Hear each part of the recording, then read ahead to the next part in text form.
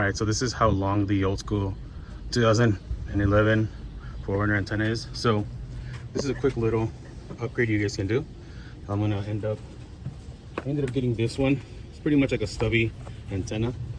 Let me get it open for you guys. I'm gonna put the links on below too for Amazon in case you guys want to buy this, in case you have the same car. So it comes with a little kit with different like size adapters in case it doesn't fit in there.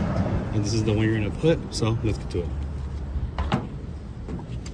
On this one, I don't really use the antenna, to be honest, and it's already loose actually. There it is. Then you just match up the correct one to the correct one. This is the size antenna. This one doesn't have one at all, so just get the exact same size of this on here, swap it out. I think it's this one. Let me make sure. Not that one, I guess. Is it this one? Yep, this is the one. So just match up the correct one with the one you have for your car. You should stop at one point. So now I'm gonna do it, screw it on the other one.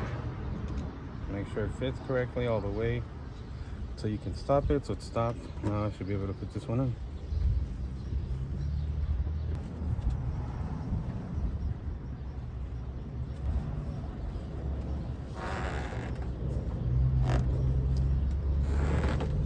As long as it's hand tied, that's it.